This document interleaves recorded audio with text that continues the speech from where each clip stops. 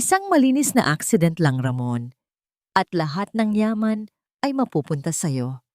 Ang mga salitang yon ay parang patalim na bumaon sa puso ni Maria Teresa. Naramdaman niya ang unti-unting panlalamig ng kanyang buong katawan, na para bang ang mainit na dugo niya ay biglang naging yelo. Napahawak siya sa kanyang bibig, pinipigilan ng isang sigaw na nagbabadyang kumawala. Ilang minuto lang ang nakalipas, siya na ang pinakamasayang babae sa buong mundo. Maingat niyang tinutupi ang paboritong barong Tagalog ni Ramon, ang asawa niya. Inilagay niya ito sa ibabaw ng iba pa nilang mga damit sa loob ng maleta. 3 taon. 3 taon na silang kasal bukas, at para ipagdiwang yon, aakyat sila sa Baguio, ang lugar kung saan sila unang nagkita. Napangiti si Teresa habang hinahaplos ang malambot na tela ng barong. Naalala niya ang kislap sa mga mata ni Ramon nang sabihin nito kanina. "I can't wait to be there with you, mahal. Just the two of us." Ngunit ngayon, ang matatamis na alaalang iyon ay biglang naging lason. Nakatayo siya sa madilim na pasilyo sa labas ng kanilang library, nakatago sa likod ng isang malaking haligi. Ang boses na narinig niya, kilalang kilala niya. Iyon ang boses ni Claudine, ang matalik niyang kaibigan, ang itinuturing niyang kapatid. At ang kausap nito ay si Ramon, ang kanyang asawa. "Sigurado ka ba rito, Claudine?" tanong ni Ramon. At sa boses nito ay wala man lang bakas ng pag-aalinlangan. Tanging kasabikan lamang. "Walang magiging problema? Walang magiging sabit?" "Ako ang bahala," sagot ni Claudine. May halong panunuyang tawa. "Ang kailangan mo lang gawin ay siguraduhing nasa kotse siya bukas, na siya lang mag-isa. Pagdating niyo sa Cannon Road, sa may pinakamatirik na bangin, ako na ang gagawa ng paraan para magmukhang aksidente ang lahat." Hindi na makahinga si Teresa. Ang hangin ay tila ninakaw mula sa kanyang mga baga. Hindi ito totoo. Paulit-ulit na bulong ng isip niya. Panaginip lang to. Isang masamang panaginip. Pero ang bawat salita ay malinaw. Ang bawat tawa ay parang martilyong pumupukpok sa kanyang sentido. Ang kanyang matalik na kaibigan at ang kanyang pinakamamahal na asawa ay nagpaplano ng kanyang kamatayan. Nanginginig ang kanyang mga kamay habang dahan-dahan niyang kinukuha ang cellphone mula sa bulsa ng kanyang duster. Nanginginig ang kanyang mga daliri habang pinipindot ang record button. Kailangan niya ng ebidensya. Kailangan niya ng katibayan ng karumaldumal na katotohanan ito. "Paano ang mga pulis?" tanong ulit ni Ramon. "Don't worry about them. Sa oras na mabalitaan ng aksidente, sisiguraduhin kong ang lahat ng simpatya ay mapupunta sa iyo. Ang kawawang biyudo na nawalan ng asawa. At si Teresa, siya ang lalabas na kontrabida. Sasabihin nating nag-away kayo, na naglayas siya dala ang mahaling sasakyan. Isang trahedya na siya mismo ang may gawa." Napapikit si Teresa. Naramdaman niya ang pag-init ng kanyang mga mata. Isang butil ng luha ang pumatak sa kanyang kamay, mainit at puno ng sakit. Ang 3 taon nilang pagsasama, ang mga ngiti, ang mga yakap, ang mga pangako. Lahat ba iyon ay isang malaking kasinungalingan? Bigla, narinig niya ang tunog ng pagbukas ng pinto ng library. Nanlaki ang kanyang mga mata sa takot. Mabilis siyang umurong paatras, lalo pang nagtago sa dilim ng pasilyo. Humigpit ang hawak niya sa kanyang cellphone, itinatago ito sa likod niya. Si Ramon. Lumabas ito ng library, may ngiti sa mga labi. Ang gwapo nitong mukha na minsan ay nagpapatibok ng kanyang puso ng mabilis, ngayon ay nagdudulot ng matinding kilabot. Naglakad ito palapit sa direksyon niya. Bawat hakbang nito ay parang isang dagundong sa kanyang dibdib. Hindi alam ni Teresa ang gagawin. Tatakbo ba siya? Sisigaw. Pero nagyelo ang kanyang katawan. Hindi siya makagalaw. "Mahal?" Napatigil si Ramon nang makita siya. Bahagyang kumunot ang noo nito, ngunit agad ding napalitan ng isang malambing na ngiti. "Nandyan ka lang pala." Kanina pa kita hinahanap. Pinilit ni Teresa na ngumiti. Isang ngiting pagod at pilit. Oo. Tinitingnan ko lang kung nakalock na ang mga pinto. Lumapit si Ramon at hinawakan ang kanyang mga pisngi. Ang mga kamay na dati nagbibigay sa kanya ng kapanatagan ay ngayoy parang bakal na malamig. Hayaan mo na yan sa mga katulong. Halika na.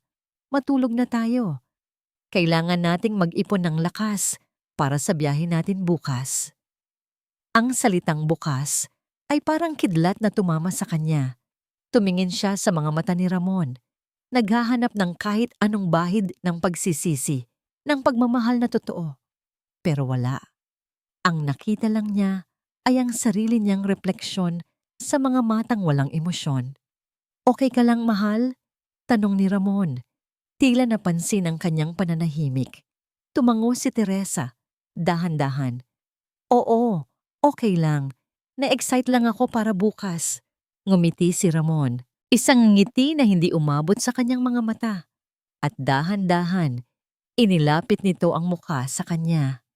Hinalikan siya nito sa mga labi. Noon, ang mga halik ni Ramon ay lasang langit. Ngayon, lasang kamatayan. Pinilit ni Teresa na huwag manlaban. Pinilit niyang damhin ang halik na yon, itatak sa kanyang isipan na ito na ang huli. Ang huling halik mula sa lalaking minahal niya ng buong buhay niya at sa lalaki ring papatay sa kanya. Nang maghiwalay ang kanilang mga labi, niyakap siya ni Ramon ng mahigpit. I love you, Maria Teresa. Bulong nito sa kanyang tainga. Hindi sumagot si Teresa. Hinayaan lang niya ang sarili na manatili sa yakap ng isang berdugo, habang ang cellphone sa likod niya ay patuloy na nagre-record ng bawat tibok ng kanyang nawasak na puso. Nang iwan siya ni Ramon sa pasilyo para maunang umakyat sa kanilang silid, napasandal si Teresa sa pader. Nanghihina ang kanyang mga tuhod. Tumingin siya sa screen ng kanyang cellphone. Recording, 0532. Pinatay niya ang recording at mabilis na itinago ang cellphone. Nanginginig siyang huminga ng malalim. Ang luha na kanina pa niya pinipigilan ay sunod-sunod ng pumatak. Bukas, sa mismong araw ng kanilang anibersaryo. Doon niya ako papatayin. Humakbang si Teresa paakyat ng engrandeng hagdanan. Bawat baitang ay parang isang pagsubok.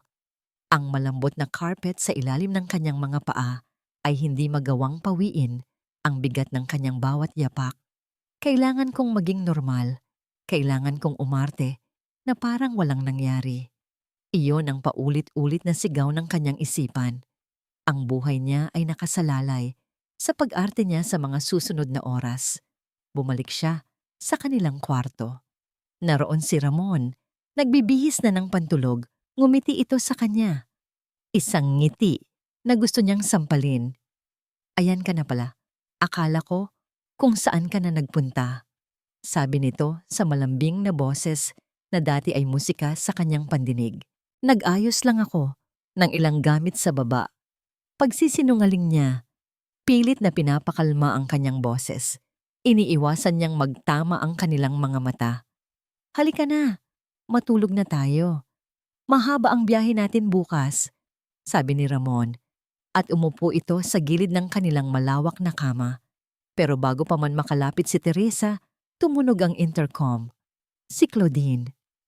Teresa? Ramon? Kakain na tayo ng dinner. Bumaba na kayo. Masiglang sabi nito mula sa kabilang linya. Naramdaman ni Teresa na parang umikot ang kanyang sikmura. Ang makasalo sa hapagkainan ang 2 taong nagpaplanong pumatay sa kanya. Parang isa itong eksena mula sa isang horror movie. Sige Claudine, susunod na kami, sagot ni Ramon. Huminga ng malalim si Teresa. Huwag kang bibigay, Teresa. Huwag kang bibigay. Ang hapunan ang pinakamahabang hapunan sa buong buhay ni Teresa. Bawat tunog ng kubyertos na tumatama sa plato ay parang ingay ng bakal na pumupukaw sa kanyang nerbiyos. Bawat subo ng pagkain ay parang buhangin na mahirap lunukin. Teresa, bakit parang ang tamlay mo? Tanong ni Claudine. Ang mukha nito ay puno ng huwad na pag-aalala. Hindi ka ba excited para sa Baguio? Pinilit ni Teresa ng ngumiti. Medyo masama lang ang pakiramdam ko. Siguro napagod lang ako sa pag-empake. Gusto mo ba ng gamot? Alok ni Ramon. Hinahawakan ang kanyang kamay sa ibabaw ng mesa. Napapitlag si Teresa sa pagdampi ng balat nito. Mabilis niyang binawi ang kanyang kamay. Hindi, okay lang ako. Tubig lang, sapat na. Nakita niya ang panandaliang pagtitinginan ni Ramon at Claudine. Isang tingin na puno ng kahulugan. Isang tingin na nagsasabing, malapit na. Ang pandidiri, iyon ang naramdaman niya.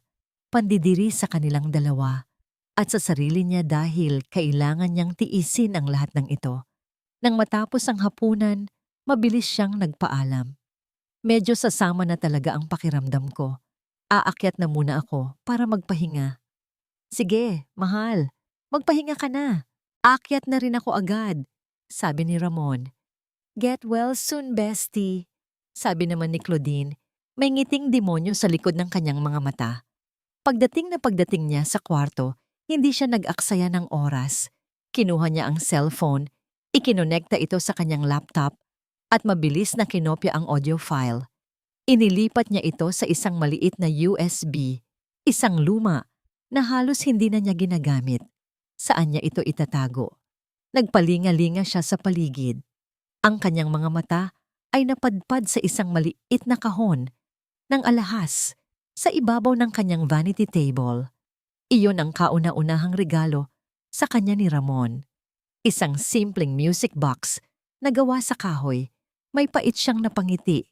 Ang kahon na dati naglalaman ng matatamis na alaala ay magiging taguan na ngayon ng katibayan ng isang karumal-dumal na kataksilan. Isinuksok niya ang USB sa ilalim ng pulang sapin sa loob ng kahon at isinara ito. Nakahinga siya ng maluwag. May ebidensya na siya. Ilang sandali pa, pumasok na si Ramon. Dumiretso ito sa banyo para maghilamos. Si Teresa naman ay humiga na sa kama, nagtalukbong ng kumot at nagkunwaring tulog. Narinig niya ang pagpatay ng ilaw. Naramdaman niya ang paglubog ng kabilang bahagi ng kama nang humiga si Ramon sa tabi niya. Naramdaman niya ang braso nito na pumulupot sa kanyang baywang at ang mainit na hininga nito sa kanyang batok. Bawat himay-imay ng kanyang laman ay gustong sumigaw at lumayo. Pero nanatili siyang hindi gumagalaw. Paano? Paano natutulog ng mahimbing ang isang demonyo sa tabi mo? Ilang oras siyang dilat sa dilim, pinakikinggan ang bawat paghinga ni Ramon. Isang paghinga na malalim at payapa, na para bang wala itong anumang pinoproblema sa mundo. Isang halimaw na may mukha ng anghel ang katabi niya. Napapikit si Teresa at ang mga luhang kanina pa niya pinipigilan ay muling dumaloy sa kanyang mga pisngi, tahimik na bumabagsak sa unan. Ang bawat patak ay tila naghuhugas sa lahat ng natitirang pagmamahal niya para sa lalaking ito. Kinabukasan, maaga siyang gumising. Nagkunwari siyang masigla, na para bang ang masamang pakiramdam niya kagabi ay tuluyan nang nawala. Good morning, mahal! Bati ni Ramon. Hinalikan siya sa noo. Ready for our trip? Ready na ready. Sagot ni Teresa. Pilit na pinapasigla ang kanyang boses. Habang naghahanda sila, muli niyang sinuri ang mga bagahe. Ang lahat ng gamit ay nakahanda na sa tabi ng pinto. Ang magarang SUV na regalo sa kanya ni Ramon nung nakaraang kaarawan niya ay nakapark na sa labas, malinis at makintab. Ang sasakyang yon, ang magiging kabaong niya. Nanginginig ang kanyang kalamnan sa isiping iyon. Nang handa na silang umalis at kasalukuyan ng ibinababa ng mga katulong ang kanilang mga gamit, biglang nagsalita si Ramon. Ay, oo nga pala, mahal, sabi nito na parang may biglang naalala.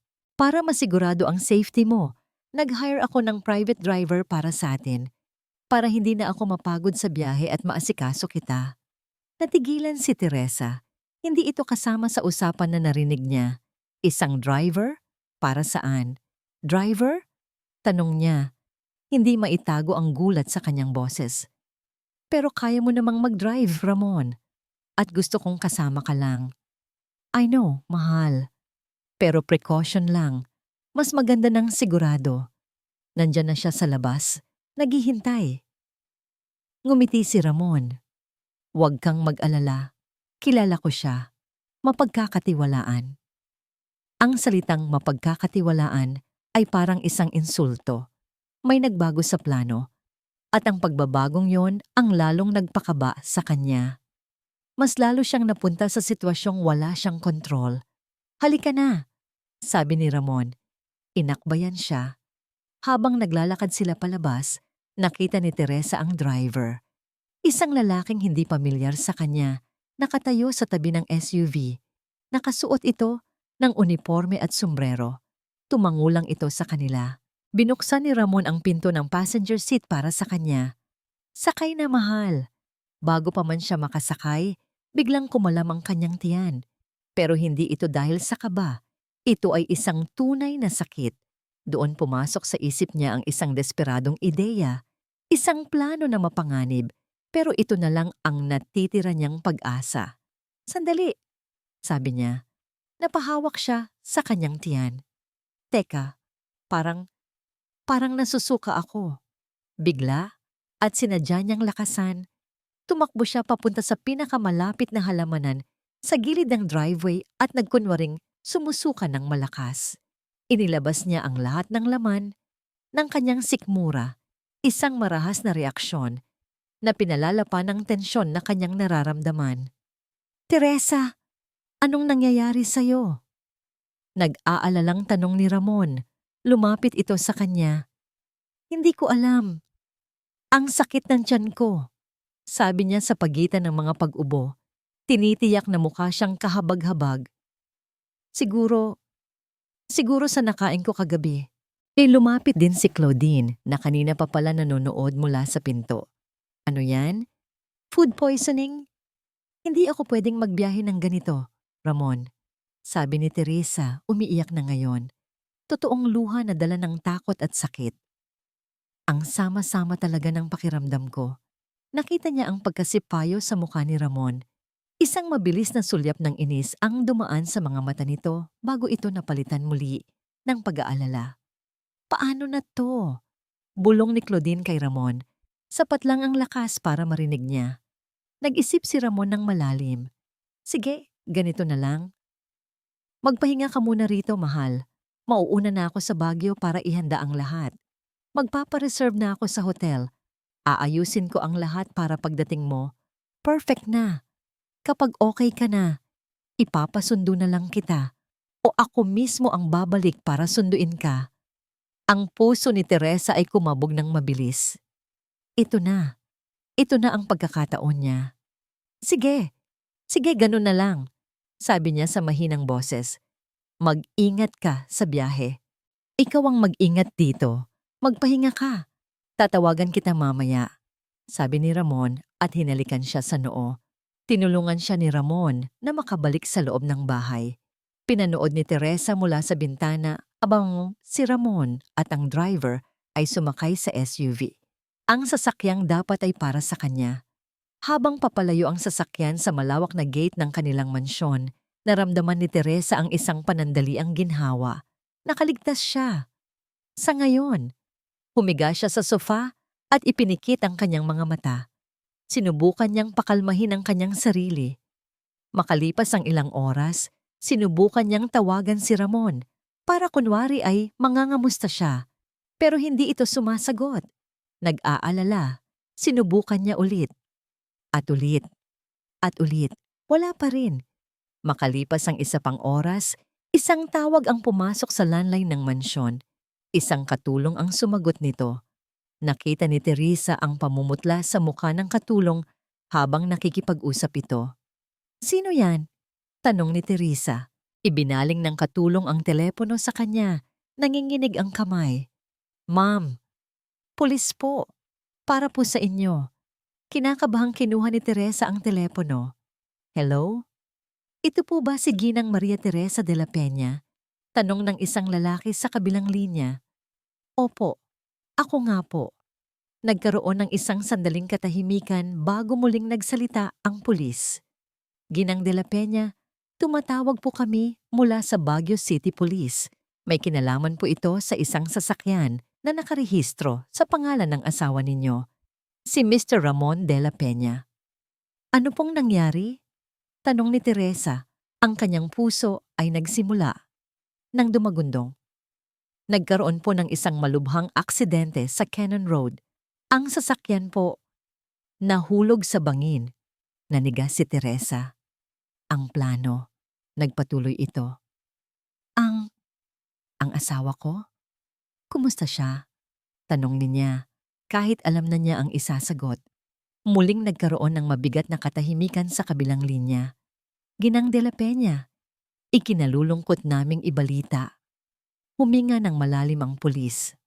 Patay na po ang natagpuan sa sasakyan.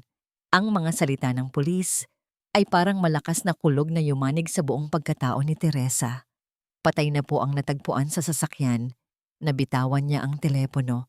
Gumawa ito ng malakas na kalabog sa marmol na sahig. Ang kanyang mga tuhod ay nanghina at napaupo siya sa sahig, tulala. Hindi si Ramon. Kahit gaano kalaki ang galit at sakit na idinulot nito sa kanya, hindi niya kailanman inisip. Hindi niya kailanman ginustong mamatay ito. Ma'am, okay lang po kayo? Nag-aalalang tanong ng katulong. Lumapit ito sa kanya. Pero hindi makasagot si Teresa. Ang kanyang isipan ay lumilipad. Ang plano ay para sa kanya.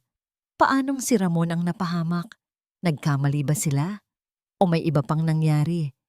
Ang gulat ay dahan-dahang napalitan ng takot. Isang mas malalim na takot. Kung si Ramon ang nasa sasakyan, sino ang driver na kasama nito? At nasaan si Claudine sa lahat ng ito? Dumating ang mga pulis sa mansyon makalipas ang isang oras. Pinamumunuan sila ng isang Detective Reyes, isang lalaking nasa edad 40 na may seryosong muka at matalas na mga mata. Ginang de la Peña, ako po si Detective Reyes. Ako po ang in-charge sa kasong ito. Pagpapakilala nito. Ang asawa ko. Sigurado po ba kayo? Tanong ni Teresa. Ang boses niya ay basag at nanginginig. Nakuha po namin ang kanyang wallet at mga identification card sa biktima. Ang sasakyan ay nakapangalan din sa kanya. Pero para sa formal na pagkilala, kailangan pa rin po namin ng isang miyembro ng pamilya. Pupunta po ako. Mabilis niyang sagot. Bago po yon, Ginang de la Peña. May ilang katanungan lang po kami. Ayon po sa initial na investigasyon, mukhang sinadya ang aksidente. May indikasyon ng foul play. May alam po ba kayong maaaring may galit o kaaway ang inyong asawa? Napatingin si Teresa sa paligid. Ang mga katulong ay nagbubulungan sa isang sulok. Naramdaman niya ang mga matang nakamasid sa kanya. Wala po akong alam. Pagsisinungaling niya. Hindi pa ito ang tamang oras para sabihin ang katotohanan. Wala pa siyang tiwala sa kung sino ang kakampihan ng mga pulis. Sige po, kung may maaalala po kayo, huwag po kayong mag-atubiling tawagan ako. Iniabot ni Detective Reyes ang isang calling card sa kanya. Kinagabihan, hindi na nakasama si Teresa sa pag-akyat sa Baguio. Si Don Ricardo de la Peña, ang ama ni Ramon, ang nagboluntaryong pumunta para kilalanin ang bangkay. Isang taong makapangyarihan at bihirang makita ni Teresa. Kinabukasan, habang hinihintay ni Teresa ang balita, dumating si Claudine. Ang kanyang muka ay namumugto sa pag-iyak. Agad siyang yumakap kay Teresa ng mahigpit. Teresa! Nabalitaan ko ang nangyari. Hindi ako makapaniwala. Naramdaman ni Teresa ang pagtaas ng kanyang balahibo sa yakap ng ahas na ito. Pero pinilit niyang manatiling kalmado. Claudine! Ang sama-sama ng loob ko, Teresa. Bakit si Ramon pa? Paano na to? Humagulgol si Claudine sa kanyang balikat. Isang napakagaling na aktres. Kung hindi lang niya narinig ang usapan nila, baka naniwala pa siya. Hindi ko rin alam, Claudine. Hindi ko alam. Sagot niya, dahan-dahang kumakala sa yakap. Nang araw na yon, bumalik si Don Ricardo. Ang kanyang muka ay mabigat at walang emosyon. Ngunit ang kanyang mga mata ay nagliliyab sa galit. Hindi si Ramon ang nasa sasakyan. Anunsyo nito sa kanilang lahat. Natigilan sina Teresa at Claudine. Ano po? Sabay nilang tanong.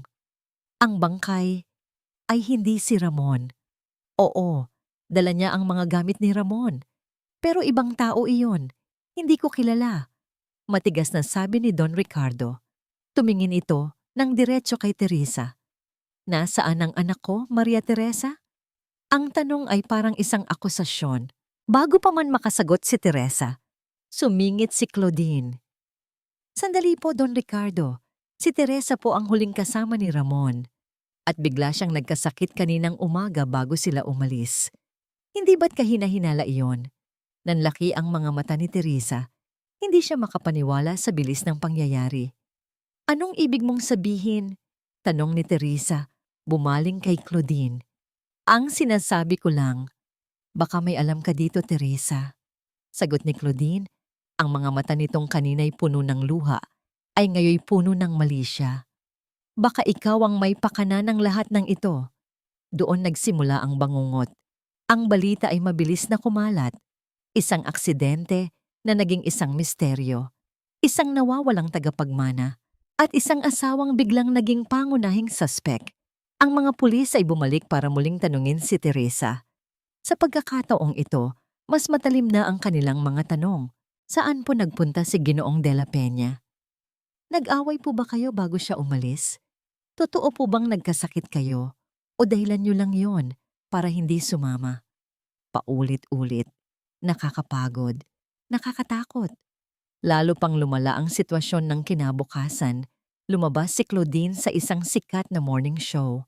Umiiyak, nagmamakaawa. Hindi ko po alam kung anong kayang gawin ni Teresa. Sabi ni Claudine sa TV, pinupunasan ng kanyang mga pekeng luha. Ang alam ko lang po, madalas silang mag-away ni Ramon dahil sa pera. Palagi pong sinasabi ni Ramon na natatakot siya sa maaring gawin ni Teresa. Isang kasinungalingan, isang napakalaking kasinungalingan na pinanood ng buong bansa.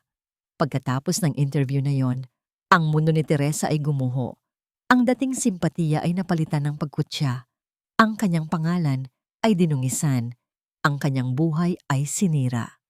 Siya na ang biktima. Siya pa ngayon ang kontrabida. Ang mansyon na dati niyang itinuring na tahanan ay naging isang kulungan. Si Don Ricardo ay hindi na siya kinakausap. Ang mga katulong ay umiiwas sa kanya.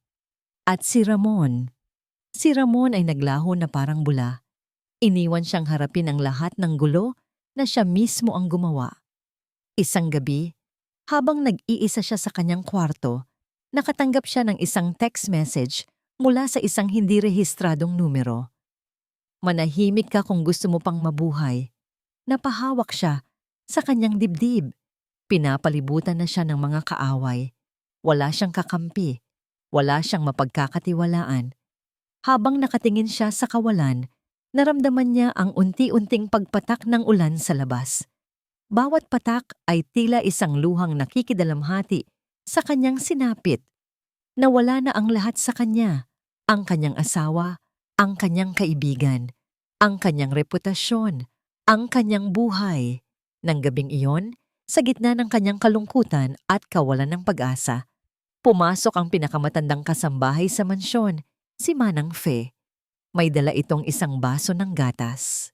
Ma'am, inumin niyo po ito para makatulog kayo, sabi nito sa mahinang boses. Walang ganang tinanggap ni Teresa ang gatas.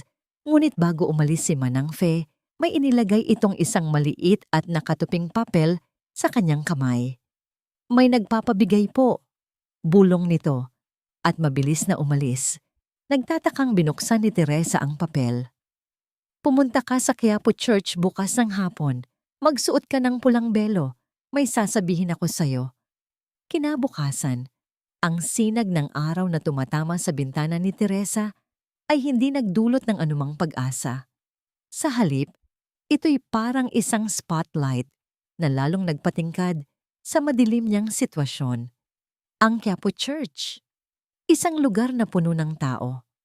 Isang lugar kung saan madali siyang makakapagtago o madaling mapapahamak Sino ang nagpadala ng sulat? Isang kaibigan o isang kaaway? Isa ba itong patibong? Pinagmasdan niya ang kanyang refleksyon sa salamin. Ang babaeng nakatingin pabalik ay pagod. May malalalim na eye bags at puno ng takot ang mga mata. Ito na ba ang kahihinatnan ng kanyang pag-ibig? Isang buhay na parang isang pugante sa sarili niyang tahanan? Hindi. Hindi siya papayag. Wala nang mas masahol pa sa nangyayari ngayon. Kung patibong man ito, haharapin niya. Kung ito naman ang tanging pag-asa niya, kailangan niyang subukan. Naghahanap siya sa kanyang aparador. Nakakita siya ng isang simpleng bestida at isang lumang pulang alampay na maaari niyang gamiting belo. Nagsuot din siya ng malaking sunglasses at isang face mask. Kailangan niyang mag-ingat. Ang kanyang mukha ay nasa lahat na ng balita. Nagdahilan siyang pupunta sa botika para bumili ng gamot. Hindi na siya pinigilan ng mga gwardiya sa gate. Ngunit alam niyang bawat kilos niya ay inoobserbahan. Imbes na sa botika, pumara siya ng taxi at nagpahatid sa Quiapo. Ang ingay at siksikan sa labas ng simbahan ay bahagyang nagpagaan sa kanyang kaba. Dito, siya ay isa lamang sa libo-libong deboto, isang mukha sa gitna ng karamihan, gaya ng nasa sulat. Isinuot niya ang pulang belo sa kanyang ulo at pumasok sa loob ng simbahan. Ang amoy ng kandila at insenso ay sumalubong sa kanya. Umupo siya sa isa sa mga pinakalikod na upuan. Ang kanyang mga mata ay maingat na nagmamasid sa paligid. Ang kanyang puso ay malakas na kumakabog sa bawat taong dumadaan. Lumipas ang 10 minuto, 15 minuto, kalahating oras, wala pa ring lumalapit. Nagsimula ng isipin ni Teresa na baka isa lang itong masamang biro. O baka nahuli na siya. Tumayo na siya, handa nang umalis, nang isang lalaki ang biglang umupo sa tabi niya. "Huwag kang lilingon," sabi ng lalaki sa mahinang boses. Isang pamilyar na boses, ngunit hindi niya matukoy kung saan niya narinig. "Sino ka?" Nanginginig na tanong ni Teresa. "Hindi na mahalaga kung sino ako. Ang mahalaga ay ang sasabihin ko sa'yo," sagot ng lalaki. "Nasa panganib ang buhay mo, Ginang de la Peña. Mas malaki pa sa inaakala mo." "Ano ang ibig mong sabihin?" "Ang asawa mo, si Ramon, may malaki siyang pagkakautang sa isang sindikato dahil sa pagsusugal. Milyon-milyon.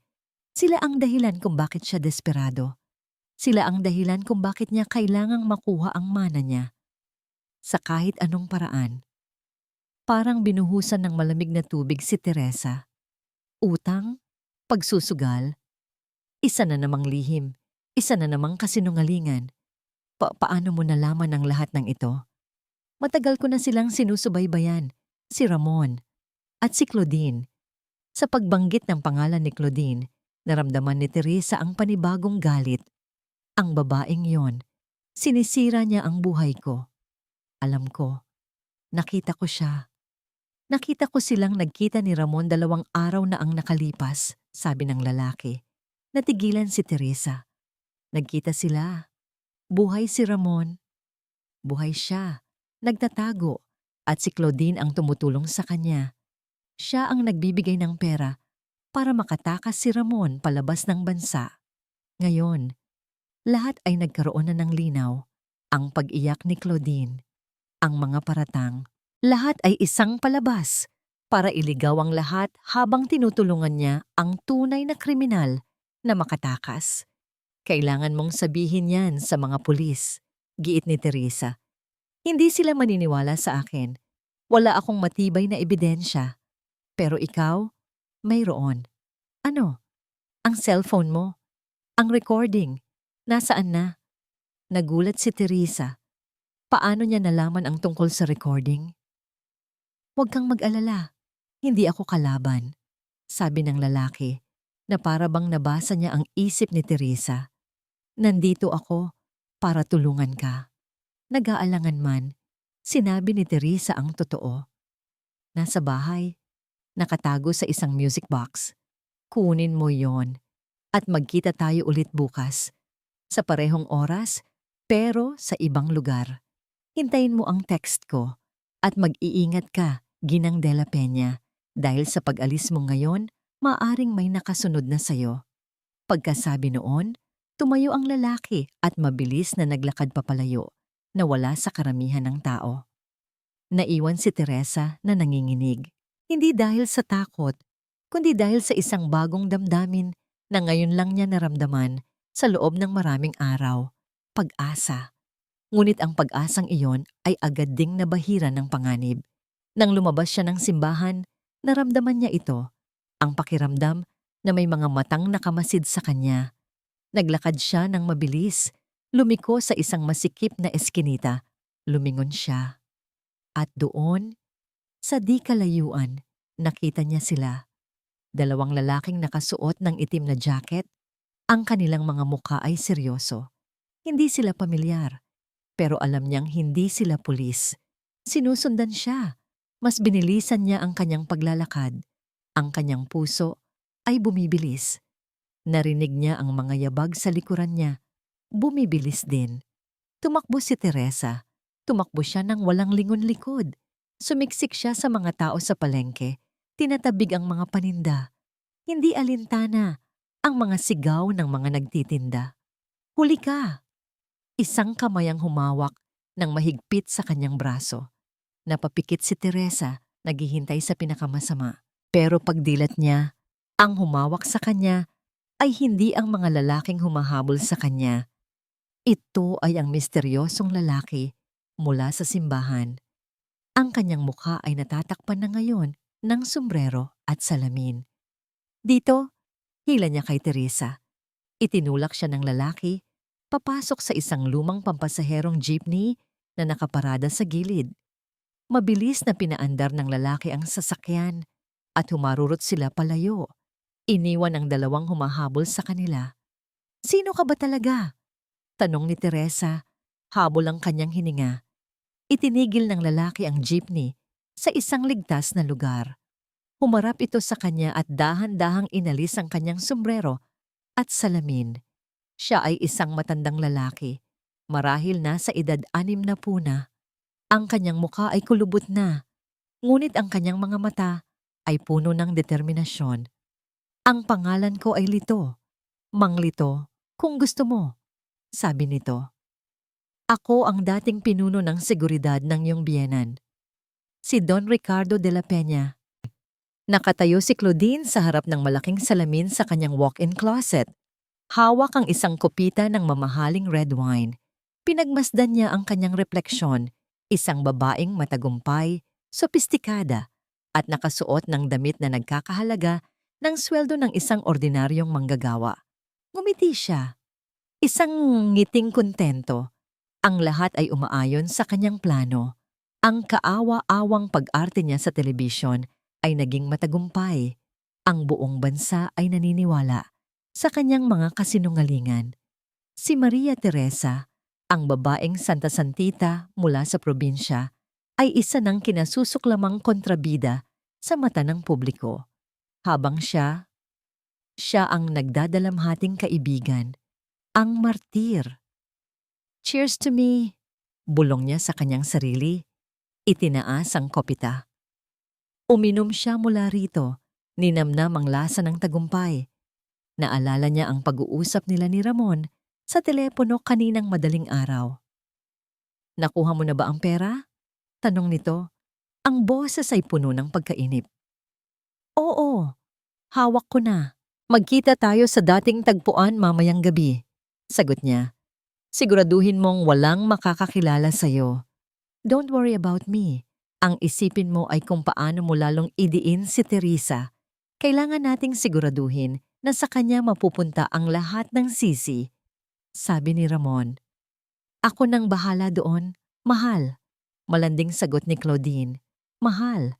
Kay sarap pakinggan ng salitang yon. Sa wakas, pagkatapos ng maraming taon ng paghihintay at pagtitimpi, mapapasa kanya na si Ramon. Mapapasa kanya na ang lahat ng yaman at posisyon na dapat ay para sa kanya mula pa sa simula. Kinaiinisan niya si Teresa mula pa noong una. Ang pagiging simple nito ang pagiging mahinhin. Lahat ng iyon ay isang insulto sa kanya. Paanong ang isang tulad ni Teresa ang napili ni Ramon? Paanong ang isang probinsyana ang naging ginang de la Peña? Dahil ako dapat yon. Ako ang nababagay sa buhay na yon. Sigaw ng kanyang isipan. Kinagabihan, nagmaneho si Claudine papunta sa isang abandonadong pier sa Navotasis. Isang lugar na madilim, amoy kalawang, at maalat na tubig dagat. Dito sila madalas magkita ni Ramon kapag may mga bagay silang kailangang pag-usapan ng palihim.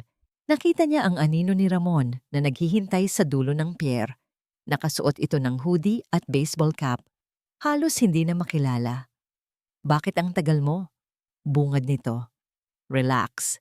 Tiniyak ko lang na walang nakasunod sa akin. Sagot ni Claudine, inabot ang isang malaking duffel bag na puno ng pera. Ayan na. Sapat na yan para makalabas ka ng bansa at makapagsimula. Kinuha ni Ramon ang bag at agad na binuksan para silipin ang laman. Isang sakim ng ngiti ang gumuhit sa kanyang mga labi. Good. Magaling ka talaga, Claudine. Siyempre, para sa'yo. Para sa atin, sabi ni Claudine. Lumapit ito at yumakap sa kanya. Mamimiss kita. Babalikan kita. Pangako yan, sabi ni Ramon. Ngunit ang kanyang mga mata ay nakatuon pa rin sa pera. Kapag nalinis na ang pangalan ko at si Teresa na ang nasa kulungan, babalik ako para kunin ka. Hinalikan siya ni Ramon. Isang halik na mabilis at walang pag-iingat. Ngunit para kay Claudine, sapat na yon. Mag-ingat ka, sabi niya. Ikaw din. Huwag kang gagawa ng kahit anong pagkakamali. Naghiwalay sila. Habang pinapanood ni Claudine si Ramon na maglakad papalayo at mawala sa dilim, naramdaman niya ang isang kurot ng kalungkutan, ngunit agad itong natabunan ng pananabik para sa hinaharap. Pabalik sa kanyang sasakyan, habang pinaaandar niya ang makina, napasulyap siya sa kanyang rearview mirror. Sa di kalayuan, sa ilalim ng isang poste ng ilaw na aandap-andap, may nakita siyang isang lumang pampasaherong jeepney na nakaparada. Kumunot ang kanyang noo. Anong ginagawa ng isang jeepney sa lugar na ito sa ganitong oras ng gabi? May isang matandang lalaki sa driver's seat. Nakatingin ba ito sa kanya? Hindi niya masiguro. Naramdaman niya ang isang bahagyang kaba. Ngunit mabilis niya itong iwinaksi. Guni-guni mo lang yan, Claudine. Masyado ka lang nag-iisip. Pinaharurot niya ang kanyang sasakyan. Nilisan ang madilim na pier. Pagdating niya sa kanyang penthouse unit, agad siyang naligo para alisin ang amoy ng dagat. Habang nagpapatuyo ng buhok, tumunog ang kanyang telepono. Isang numero na hindi niya kilala. Ngunit alam niya kung kanino ito galing. Don Ricardo? Bati niya. Pilit na pinapasigla ang kanyang boses. Claudine, kailangan nating mag-usap, sabi ng matanda sa kabilang linya. Ang boses nito ay malamig at may awtoridad. Tungkol po saan, Tito? Paglalambing niya. Tungkol sa anak ko at tungkol sa kaibigan mo. Pumunta ka dito sa mansyon. Ngayon din. Click. Ibinabana nito ang telepono. Napalunok si Claudine. Ang biglaang pagtawag at ang tono ni Don Ricardo ay nagdulot sa kanya ng kakaibang kaba. Ang kaba na naramdaman niya kanina sa pier ay bumalik. Mas malakas ngayon. Ano ang gusto nitong pag-usapan? May nalaman na ba siya? Imposible. Naging maingat siya. Inayos ni Claudine ang kanyang sarili. Kailangan niyang magmukhang kalmado at inosente. Kailangan niyang ipagpatuloy ang kanyang pag-arte. Huwag kang mag-alala, Claudine. Sabi niya sa kanyang refleksyon sa salamin. Kaya mo to. Ikaw ang bida dito. Ngunit habang nagmamaneho siya papunta sa mansyon ng mga De La Peña, hindi niya maiwasang isipin ang lumang jeepney sa pier at ang mga mata ng matandang driver na nakamasid sa dilim. Nakatitig si Teresa sa matandang lalaki sa harap niya. Ang hangin sa loob ng lumang jeepney ay tila biglang bumigat. Dating security ni Don Ricardo? Naguguluhang ulit ni Teresa. Bakit niyo ako tinutulungan? Huminga ng malalim si Mang Lito. Ang kanyang mga mata ay nagpapakita ng bigat ng mga taon at ng mga lihim na kanyang tinatago. Dahil may utang na loob ako sa pamilya De La Peña. Simula niya. Pero higit sa lahat, dahil nakikita ko ang kabutihan sa iyo, Hija, at nakikita ko ang kasamaan sa mga taong gustong manakit sa iyo. Ikinuwento ni Mang Lito ang lahat. Pagkatapos niyang magretiro bilang pinuno ng seguridad ng De La Peña Corporation, nanatili pa rin ang kanyang katapatan kay Don Ricardo at ang matandang De La Peña sa kabila ng kanyang pagiging strikto ay may matalas na pakiramdam. Hindi kailanman naging kampante si Don Ricardo kay Claudine, sabi ni Mang Lito, at lalo na sa sarili niyang anak. Alam niyang may ibang hangarin si Ramon sa pagpapakasal sa'yo. Akala ng Don, para lang sa mana.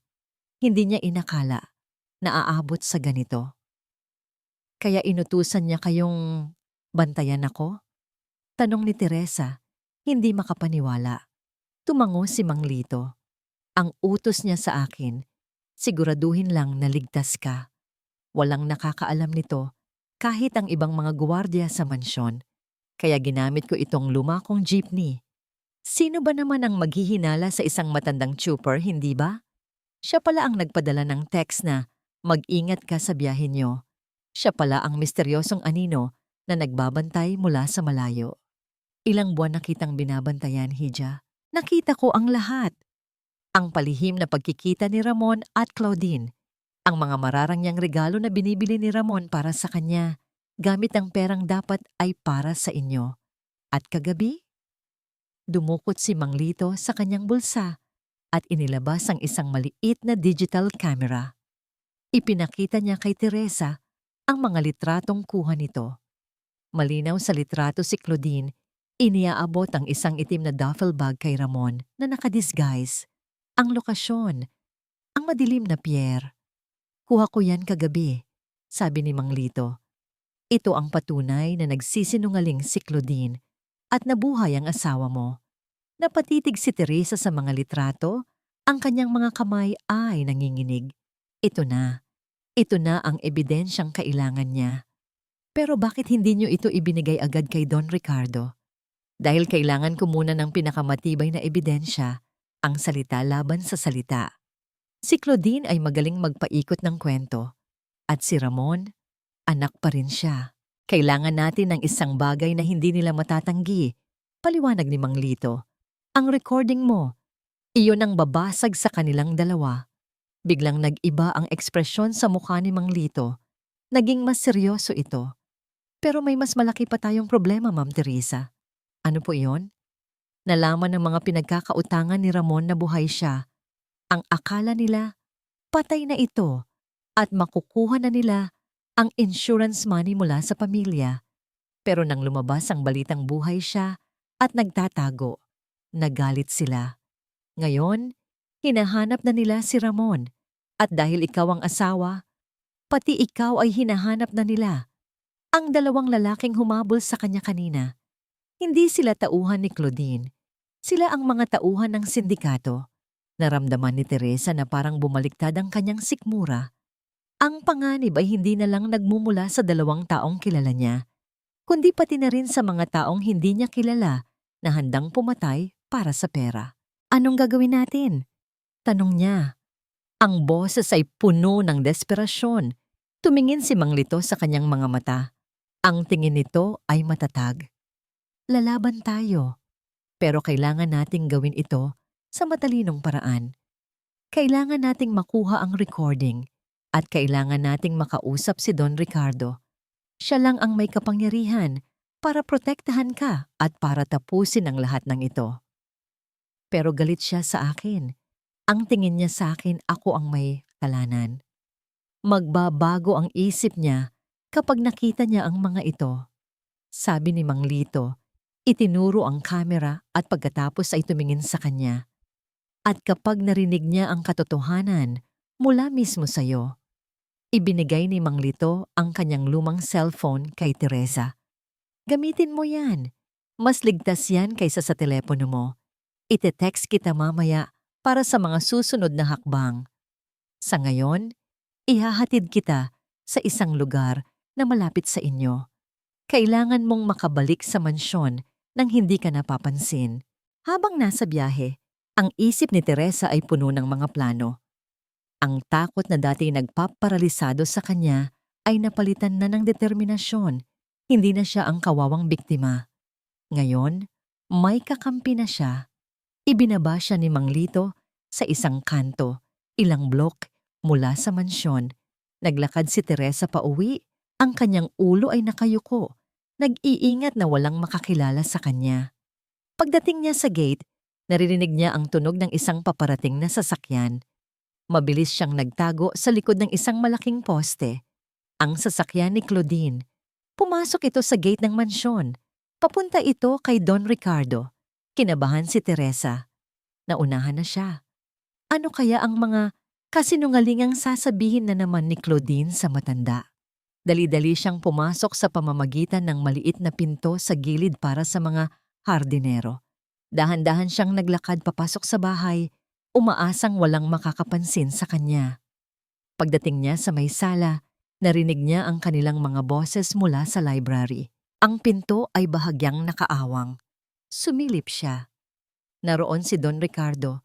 Nakaupo sa kanyang silyang balat, ang kanyang mukha ay kasing tigas ng bato. At sa harap nito ay si Claudine, umiiyak na naman.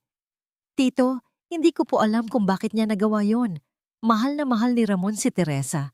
Baka nasilaw lang po talaga siya sa pera. Sabi ni Claudine sa pagitan ng mga hagulgol. Nap-clenched ang mga kamao ni Teresa. Ang kapal ng mukha. Pero ang sumunod na sinabi ni Don Ricardo ang nagpatigil sa kanyang paghinga. Saan mo dinala ang pera, Claudine? Tanong ng matanda sa isang boses na malamig at mapanuri. Natigilan sa pag-iyak si Claudine. Ang kanyang mukha ay biglang namutla. Pera po. Anong pera po ang sinasabi niyo, Tito? Ang 10 milyong piso na winidraw mo mula sa account mo kahapon. Huwag mo akong gawing tanga, bata. Alam ko ang bawat galaw ng pera sa pamilyang ito. Napatayo si Don Ricardo at ang kanyang boses ay dumagundong sa loob ng silid. Tatanungin kita ulit, saan mo dinala ang pera at nasaan ang anak ko? Ang tanong ni Don Ricardo ay parang bombang sumabog sa loob ng library. Natulala si Claudine. Ang maskara ng pagiging kaawa-awa ay biglang gumuho. Inilalantad ang tunay niyang kulay, gulat at takot. Hindi niya inasahan ito. Minaliit niya ang matandang De La Peña. Hindi ko po alam ang sinasabi niyo, Tito. Nauutal niyang sagot. Pilit na ibinabalik ang kanyang composure. Nag-withdraw po ako ng pera para sa isang investment. Isang malamig na tawa ang kumawala sa mga labi ni Don Ricardo. Isang tawa na walang bahid ng saya. Investment?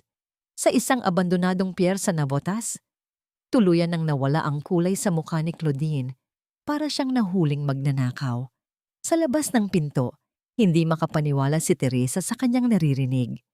Alam na pala ni Don Ricardo. Paano?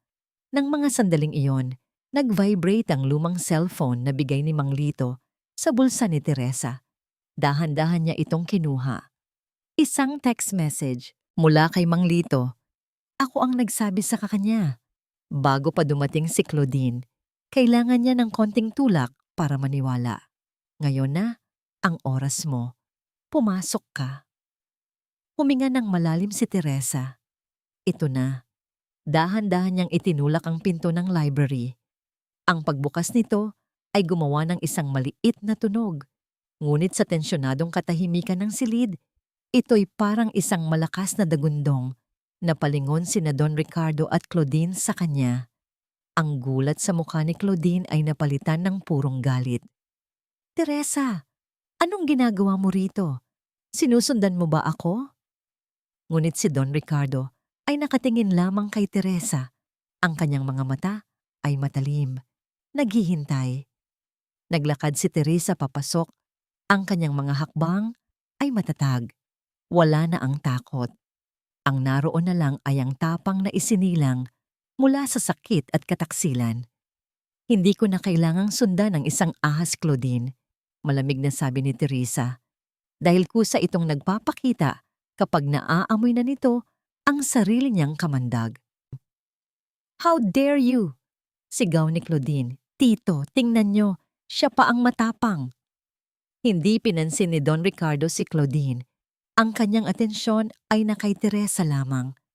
May kailangan ka bang sabihin, Maria Teresa? Tumango si Teresa. Opo, pero hindi lang po sa inyo. Gusto kong marinig niya ang lahat. Tumingin siya nang diretso kay Claudine.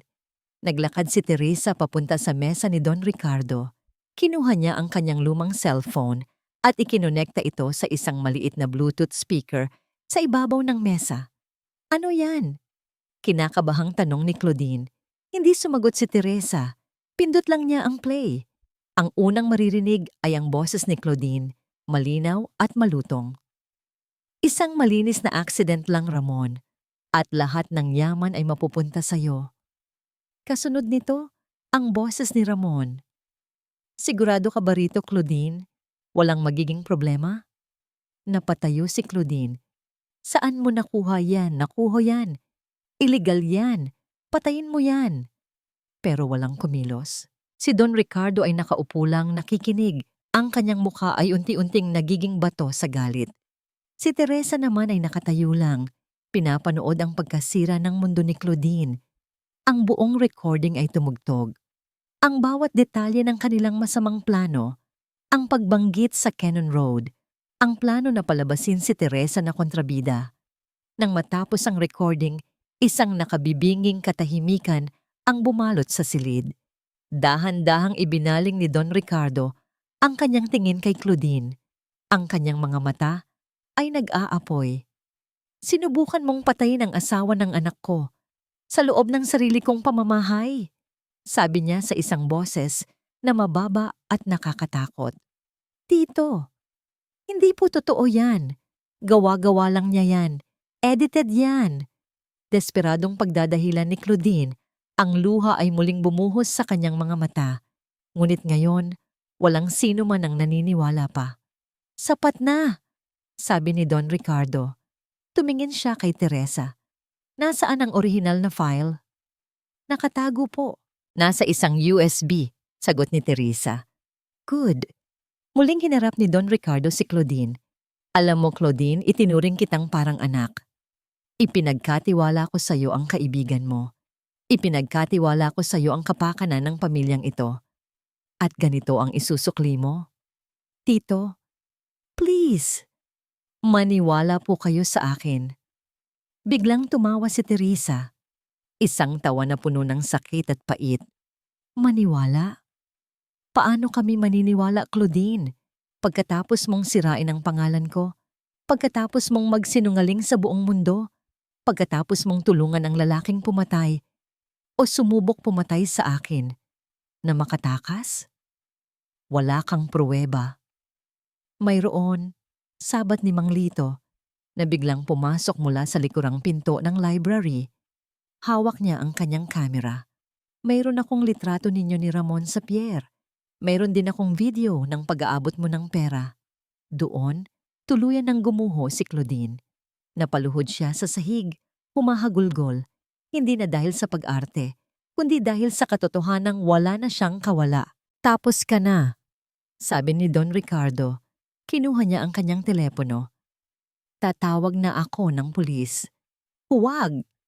Biglang sigaw ni Claudine at sa kanyang mga mata ay may biglang lumitaw na kislap ng kabaliwan. Kung babagsak ako, isasama ko kayong lahat. Mabilis siyang tumayo at kinuha ang isang mabigat na paperweight na gawa sa kristal mula sa mesa. Itinutok niya ito kay Teresa. Kasalanan mo to. Lahat ng to, kasalanan mo. Claudine, ibaba mo yan. Sigaw ni Mang Lito, handang kumilos. Pero bago pa man may makalapit, tumakbo si Claudine papunta kay Don Ricardo. Kung tatawag ka ng pulis, sisiguraduhin kong magkakaroon sila ng isa pang bangkay na iimbestigahan. Itinutok niya ang paperweight sa natutuliro pa ring si Don Ricardo. Ngunit si Teresa, sa isang iglap, ay hindi na nag-isip. Tumakbo siya at itinulak si Don Ricardo palayo sa panganib. Ang paperweight ay hindi tumama sa matanda. Sa halip, dumaplis ito ng malakas sa braso ni Teresa. Aray! Napasigaw siya sa sakit. Napahawak sa kanyang braso na agad naramdaman ang matinding kirot. Ang kaguluhan na yon ay ang pagkakataong hinintay ni Mang Lito. Mabilis niyang sinunggaban si Claudine mula sa likod. Pinilipit ang mga braso nito hanggang sa nabitawan nito ang sandata. Hawak na si Claudine. Tapos na ang laban. Humahagulgol si Claudine habang hawak ni Mang Lito. Si Don Ricardo ay tulala pa rin sa nangyari. Nakatingin kay Teresa na namimilipit sa sakit. Maria Teresa, dinuguan ka niya, sabi ng matanda. Ang kanyang boses ay nanginginig sa unang pagkakataon. Tumingin si Teresa sa kanyang biyenan. At sa gitna ng sakit, ngumiti siya. Okay lang po ako. Ang mahalaga, ligtas po kayo. Sa sandaling iyon, nakita ni Don Ricardo ang tunay na Maria Teresa. Hindi lang ang mabait na asawa ng kanyang anak, kundi isang babaeng matapang na handang isakripisyo ang sarili para sa iba. Kinuha ni Don Ricardo ang kanyang telepono. Hindi na siya nag-alinlangan pa. Hello, Detective Reyes? Si Ricardo de la Peña ito. Hawak na namin ang taong hinahanap nyo at mayroon na kaming sapat na ebidensya para ikulong siya at ang anak kong si Ramon. Ang pakiramdam ng malamig na posas sa kanyang mga pulso ay isang sampal ng katotohanan. Tapos na. Habang iginagapos ng mga pulis ang kanyang mga kamay sa likuran, ang tanging naglalaro sa isip ni Claudine ay ang mukha ni Maria Teresa. Ang mukha ng babaeng iyon, puno ng sakit mula sa sugat, ngunit may bakas ng tagumpay sa mga mata. Kinainisan niya ito. Mas kinainisan pa niya ito ngayon kaysa dati. May karapatan kang manahimik. Anumang sasabihin mo ay maaaring gamitin laban sa'yo sa korte. Ang mga salita ng pulis ay parang isang malayong ugong. Ang kanyang atensyon ay nasa paligid. Si Don Ricardo, nakatayo ng matigas. Ang muka ay walang emosyon, ngunit ang mga mata ay puno ng pagkasuklam na nakatuon sa kanya. Si Mang Lito, ang matandang trooper na minaliit niya, nakatayo sa gilid na parang isang tapat na aso, bantay sa kanyang amo. At si Teresa, inaasikaso ng isang katulong ang sugat sa braso nito, ngunit ang mga mata nito ay hindi humihiwalay sa kanya. Walang galit sa mga matang yon. Ang nakita ni Claudine ay isang bagay na mas masakit pa. Awa. Huwag mo akong kaawaan. Gustong isigaw ni Claudine. Dinala siya sa presinto. Ang amoy ng luma at pawis ay sumalubong sa kanya. Ang magara niyang damit ay tila isang katatawanan sa lugar na yon. Ikinulong siya sa isang interrogation room na maliit at malamig. Dumating si Detective Reyes. Umupo ito sa tapat niya. Ipinatong ang audio recorder sa mesa. Claudine Sandoval, sabi nito, binabasa ang kanyang file. Businesswoman, socialite, at matalik na kaibigan ng biktima. Mahirap paniwalaan. Hindi umimik si Claudine. Tumingin lang siya sa kawalan. Anong sasabihin pa niya? Hawak na namin ang recording. Hawak na namin ang testimonya ni Mr. Lito. Hawak na rin namin ang mga litrato. At higit sa lahat, ang buong pag-amin mo ay narinig mismo ni Don Ricardo de la Peña. Sabi ng detective. Wala ka ng lusot, Miss Sandoval. Pero maaari mong tulungan ang sarili mo. Paano? Malamig niyang tanong. Ituro mo sa amin kung nasaan si Ramon de la Peña. Napangisi si Claudine. Si Ramon, ang lalaking pinag-alayan niya ng lahat. Ang lalaking ipinagkanulo siya. Dahil kung hindi dahil sa pagiging duwag nito, kung hindi dahil sa mga utang nito, hindi sila aabot sa ganitang sitwasyon. Ang pagmamahal na naramdaman niya para kay Ramon ay dahan-dahang kinakain ng galit. Siya ang nagplano ng lahat. Siya ang gumawa ng paraan. At ngayon, siya ang mag-isang nahuhuli habang si Ramon ay marahil papunta na sa isang paraiso. Bakit ko siya ituturo? Mapait na tanong ni Claudine. Para ano? para maging mas magaan ang sentensya ko habang siya ay nagpapakasaya? Para sa hustisya. Simpleng sagot ng detective. Hustisya, isang salitang walang kahulugan sa kanya. Ang hustisya ay para sa mga mayayaman, detective. Para sa mga De La Peña, hindi para sa mga tulad ko na ginamit lang. Sabi niya, ginamit ka lang ba talaga? O kasabwat ka dahil sa sarili mong kasakiman? Matalas na tanong ni Detective Reyes. Natigilan si Claudine. Ang mga salita ng detective ay tumama. Oo, mahal niya si Ramon. Pero higit pa roon, gusto niya ang buhay na ibinibigay ni Ramon. Ang pangalan, ang yaman, ang kapangyarihan, inggit. Iyon ang tunay na ugat ng lahat. Inggit kay Maria Teresa. Sabihin mo na sa amin, Claudine, huwag mo nang hintayin si Don Ricardo paang kumilos para mahanap ang sarili niyang anak. Dahil kapag nangyari iyon, sisiguraduhin niyang mabubulok ka sa kulungan habang buhay. Ang banta ay malinaw. At totoo, alam ni Claudine ang kayang gawin ng pera at kapangyarihan ng mga De La Peña. Kaya nilang gawing impyerno ang buhay niya.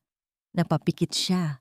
Ang lahat ng kanyang mga pangarap, ang maging ginang De La Peña, ang maging may-ari ng lahat ng iyon, ay naglaho na parang bula. Isang butil ng luha ang pumatak mula sa kanyang mata. Ngunit hindi ito luha ng pagsisisi. Ito ay luha ng pagkatalo. May flight siya mamayang gabi. Mahinang sabi niya, papuntang Brazil. Walang extradition treaty doon. Anong pangalan ang gamit niya? Hindi ko alam.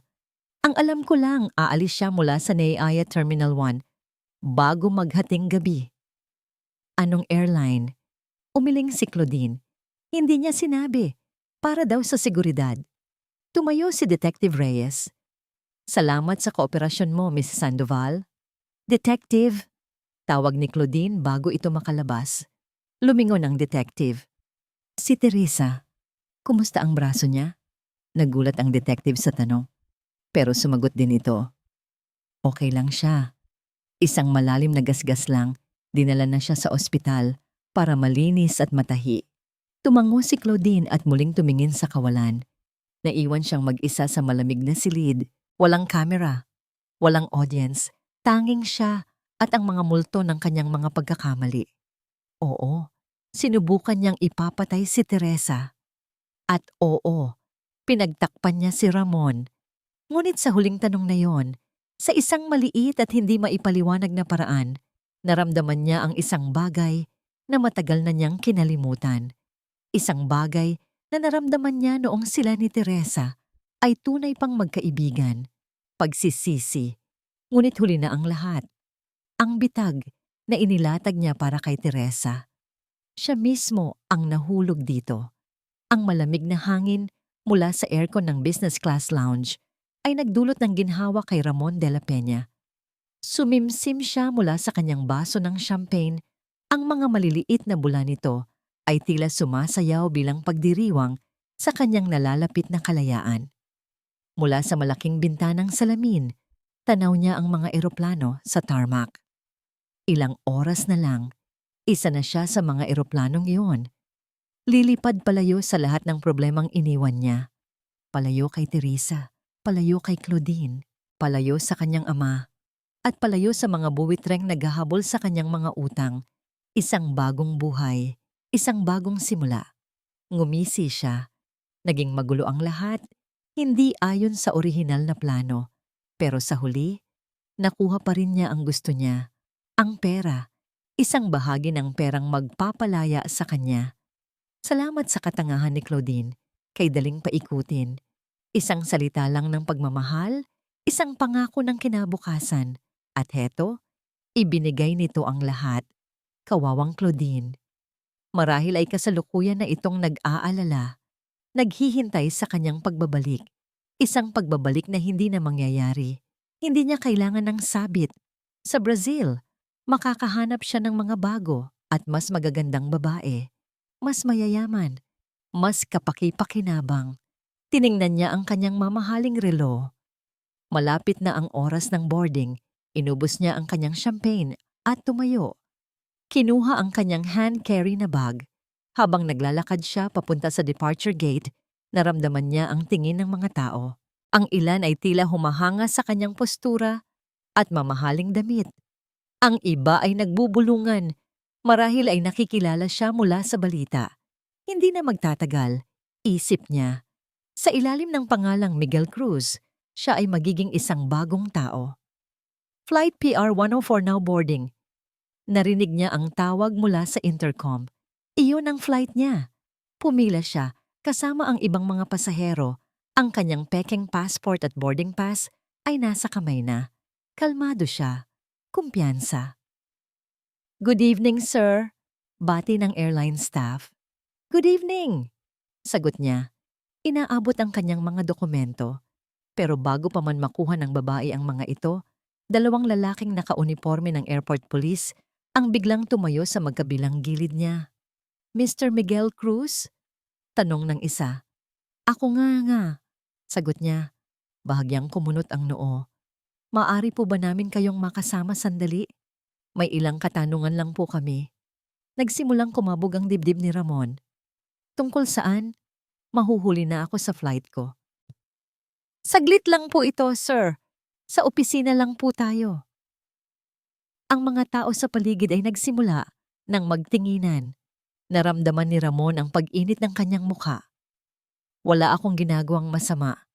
Hindi ako sasama sa inyo, matigas niyang sabi. Sa sandaling iyon, lumapit ang isang pamilyar na tao, si Detective Reyes. Ramon de la Peña, sabi ng detective. Ang kanyang boses ay malinaw at matatag, sapat na para marinig ng lahat. Tapos na ang pagtatago mo, sumama ka na sa amin ng maayos. Nanlaki ang mga mata ni Ramon. Paano siya nahanap? Nagkakamali kayo. Hindi ako si Ramon de la Peña. Sigaw niya, nagsisimula ng magpanik. Talaga ba? Sabi ng detective, at may isinenyas ito. Mula sa likuran ng mga pulis, lumitaw ang isang figura. Ang kanyang ama, si Don Ricardo de la Peña. Sa tabi nito ay si Mang Lito, at sa likuran nila, nakaupo sa isang wheelchair dahil sa kanyang sugat, ay si Maria Teresa. Shift to Teresa's POV. Mula sa di kalayuan, pinanood ni Teresa ang lahat. Nakita niya ang pagbabago sa mukha ni Ramon. Mula sa pagiging kumpiyansa, naging gulat, at ngayon, purong takot. Ang lalaking minsan niyang minahal at kinatakutan ay para na lamang isang daga na na-corner. Nang magtama ang kanilang mga mata, nakita ni Teresa ang lahat sa mga mata nito. Ang galit, ang pagtataka, ang pag-amin ng pagkatalo. Wala na siyang naramdamang galit. Wala na ring takot. Tanging isang malalim na lungkot at awa. Awa para sa isang taong sinayang ang lahat dahil sa kasakiman. Habang kinakapkapan at pinupusasan ng mga pulis si Ramon, nagwala ito. Kasalanan mo to, Teresa. Sinira mo ang buhay ko. Sigaw nito, ang kanyang boses ay umaalingaw-ngaw sa buong terminal. Hindi kumibo si Teresa. Hinayaan lang niya itong magsalita. Inilagay ni Don Ricardo ang isang kamay sa kanyang balikat. Isang kilos ng suporta. Isang pag-amin na nasa tama siyang panig. Habang dinadala si Ramon palayo, muli itong lumingon sa kanila, ang mukha ay puno ng puot. Hindi pa tayo tapos. Ngunit tapos na. Alam ni Teresa na tapos na ang lahat. Nang mawala na si Ramon sa paningin, naramdaman ni Teresa ang isang bigat na tila nabunot mula sa kanyang dibdib. Sa wakas, pagkatapos ng mahabang panahon, nakahinga na siya ng maluwag. Natapos na ang bangungot. Nakuha na niya ang hustisya. Habang tinutulak ni Mang Lito ang kanyang wheelchair palabas ng airport, bigla siyang nakaramdam ng pagkahilo. Isang matinding pagkahilo na sinundan ng pamilyar na pakiramdam ng pagduduwal. Ma'am, okay lang po ba kayo? Nag-aalalang tanong ni Mang Lito. Napahawak si Teresa sa kanyang tiyan. Ang pagduduwal na ito, hindi ito dahil sa stress o takot. Iba ito. Ang huling beses na naramdaman niya ito ay... Biglang may pumasok na realisasyon sa kanyang isip. Isang realisasyon na parehong nakakatakot at kamangha-mangha. Ilang linggo na siyang delayed. Pero dahil sa lahat ng gulo, hindi niya ito napansin. Tumingin siya kay Don Ricardo. Pagkatapos ay kay Mang Lito. Ang kanyang mga mata ay nanlalaki sa gulat at pag-asa. Kailangan ko. Lumipas ang ilang buwan. Ang ingay ng iskandalo ng mga De La Peña ay unti-unting humupa, napalitan ng ibang mga balita. Ngunit para kay Teresa, ang mga buwang iyon ang naging simula ng pinakamalaking pagbabago sa kanyang buhay. Ang kaso ay mabilis na umusad dahil sa bigat ng ebidensya, ang recording, ang mga litrato, ang testimonya ni Mang Lito at ang pag-amin mismo ni Claudine. Napatunayang nagkasala sina Ramon at Claudine. Hinatulan si Ramon ng habambuhay na pagkabilanggo para sa attempted murder at iba pang mga kaso. Si Claudine naman, dahil sa kanyang kooperasyon, ay nakatanggap ng mas mababang sentensya para sa pagiging kasabwat at pagtatago sa isang kriminal. Sa korte, sa huling pagkakataon, muling nagtama ang mga mata nila ni Ramon. Wala na ang galit dito, tanging isang malamig na kawalan.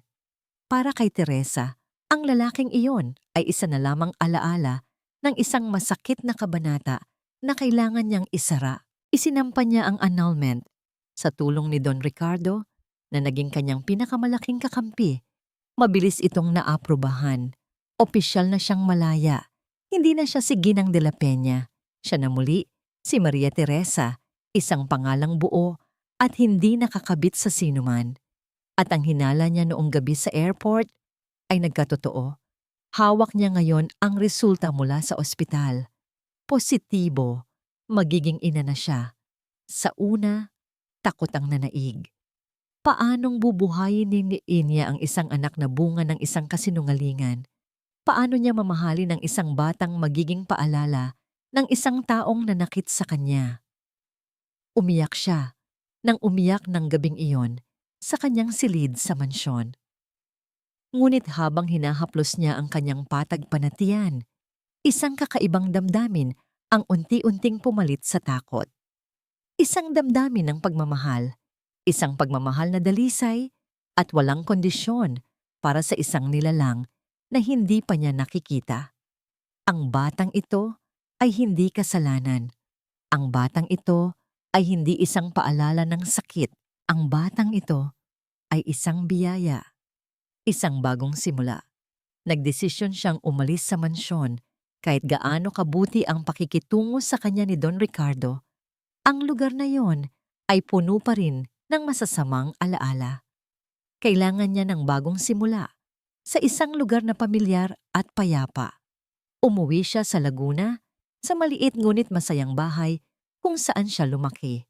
Sinalubong siya ng mahigpit na yakap ng kanyang mga magulang at kapatid. Mga taong hindi siya iniwan kahit kailan.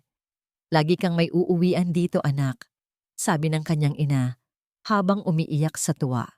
Ang buhay sa probinsya ay simple, malayo sa gulo at karangyaan ng Maynila. Dito, sinimulan ni Teresa ang proseso ng paghilom. Tuwing umaga, naglalakad siya sa kanilang hardin. Dinidiligan ang mga halaman, inaamoy ang mga bulaklak. Dito niya naramdaman muli ang tunay na kapayapaan. Isang hapon, habang nagpapahinga siya sa hardin, tumawag si Don Ricardo. "Kumusta ka na, Hija?" "At ang apo ko?" tanong nito. Ang dating malamig na boses ay puno na ngayon ng init at pagmamahal. "Okay lang po kami, Lo," sagot ni Teresa gamit ang tawag na gusto ng matanda. Malikot na po siya sa tiyan ko. "Mabuti yan.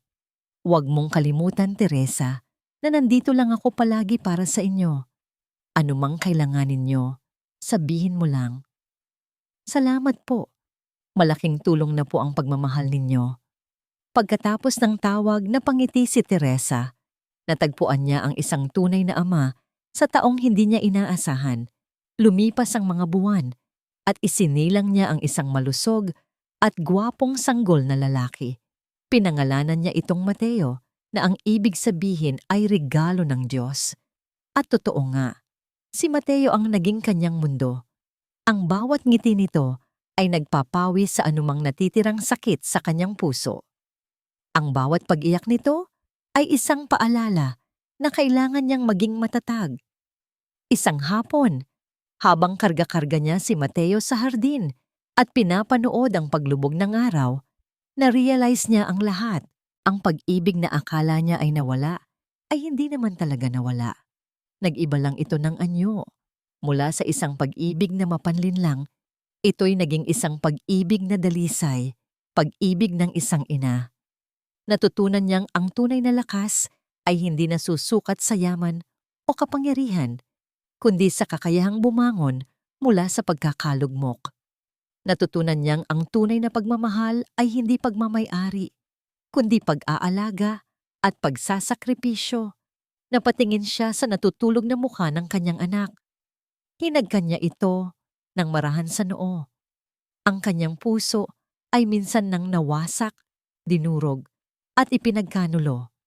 Ngunit ngayon, sa piling ng kanyang anak, sa gitna ng katahimikan ng kanilang hardin sa Laguna, ito'y muling nabuo, mas matibay, mas buo, at puno ng isang bagong pag-asa. Hindi pa niya alam kung ano ang naghihintay sa hinaharap, ngunit isa lang ang sigurado niya. Kasama si Mateo, handa na siyang harapin ang bawat bagong umaga. 5 taon ang lumipas. Ang dating mansyon ng mga De La Peña sa Maynila ay isa na lamang malayong alaala. Ang tahanan ni Maria Teresa ngayon ay isang maliit at kaakit-akit na bahay sa Laguna na napapalibutan ng isang hardin na siya mismo ang nagtanim at nag-alaga. Sa tabi ng kanyang bahay ay nakatayo ang isang maliit na gusali na may karatulang kahoy. Hardin ni Mateo, mga bulaklak at kape. Ang kanyang munting flower shop at coffee shop, ang kanyang pangarap na kanyang itinayo mula sa lupa. Mama, Mama, tingnan mo. Isang masiglang sigaw ang umalingaw-ngaw sa loob ng shop. Isang 5 taong gulang na batang lalaki na may bilugang mga mata at ngiting kasing liwanag ng araw ang tumatakbo palapit sa kanya. Hawak ang isang malaking tutubi na dumapo sa kamay nito. Wow, ang galing naman ng baby ko, sabi ni Teresa. Binuhat ang anak at hinalikan ito sa pisngi. Huwag mo siyang masyadong higpitan, baka masaktan, okay? Opo, Mama, sagot ni Mateo at maingat na pinakawala ng tutubi. Pinanood nila itong lumipad palayo. Ang buhay ni Teresa ay simple, ngunit puno. Ang kanyang bawat araw ay umiikot sa kanyang anak at sa kanyang maliit na negosyo. Siya ang nag-iisang may-ari, ang florist, at minsan, pati ang barista. At masaya siya. Tunay na masaya. Isang pamilyar na itim na sasakyan ang pumarada sa tapat ng shop. Bumaba mula rito ang isang matandang lalaki na may ngiti sa mga labi, nakasuot ng simpleng polo shirt, malayo sa dating itsura nitong istrikto at laging naka-Amerikana. Lolo Ricardo, sigaw ni Mateo, at mabilis na tumakbo para salubungin ang kanyang lolo. Apo! Masayang sabi ni Don Ricardo. Binuhat si Mateo at niyakap ng mahigpit. May pasalubong ako sa'yo, isang bagong robot. Wow, thank you po, Lolo. Pumasok sila sa loob. Si Don Ricardo ay naging regular na bisita tuwing linggo. Ang dating makapangyarihang patriarch ay isa na ngayong mapagmahal na lolo, na ang tanging layunin sa buhay ay paligayahin ang kanyang nag-iisang apo. Kumusta ang linggong ito, Hija? Tanong ni Don Ricardo kay Teresa habang nagtitimpla siya ng kape. Maayos naman po, Olo. Medyo maraming order para sa isang kasal sa Sabado. Nakangiting sagot ni Teresa. Gusto niyo po ng paborito ninyong ensaymada? Siyempre. Habang nagkakape sila, isang lalaki ang pumasok sa shop. Si Architect Marco ang tumulong sa kanya sa pagdisenyo ng lugar. Isang mabait at binatang lalaki na naging kaibigan na rin niya. Teresa, magandang hapon, bati nito. Napadaan lang ako para i-check yung mga bagong ilaw na kinabit natin at para na rin dalhin ito. Inabot nito ang isang maliit na paso ng isang batang sunflower. Para daw sa paborito kong boss. Biro nito. Naku Marco, nag-abala ka pa. Sabi ni Teresa, hindi maitago ang pamumula ng kanyang mga pisngi. Salamat. Isang makahulugang ngiti ang ibinigay ni Don Ricardo habang pinapanood ang dalawa. Wala siyang sinabi, ngunit sa kanyang mga mata, makikita ang pag-apruba. Nang makaalis na si Marco, tinanong ni Don Ricardo, "Mabait na bata yan." "Opo, Lo, mabait po." Simpleng sagot ni Teresa, inilalagay ang sunflower sa may bintana. Bago umuwi, sinabi ni Don Ricardo, "Nabalitaan ko, si Claudine ay nakalaya na pala noong nakaraang buwan. Tahimik lang siyang umalis ng bansa." Natigilan si Teresa sandali. Ngunit walang kirot, walang galit. Tanging isang pakiramdam ng pagtanggap. Sana ay natuto na siya, mahinang sabi ni Teresa. Sana mahanap din niya ang kapayapaan niya. Kinagabihan, pagkatapos isara ang shop at patulugin si Mateo, naupo si Teresa sa kanyang hardin. Ang hangin ay sariwa at ang langit ay puno ng mga bituin. Naalala niya ang dati niyang pangarap, isang buhay prinsesa sa isang mansyon, kasama ang isang prinsipeng asawa. Isang pangarap na naging isang bangungot.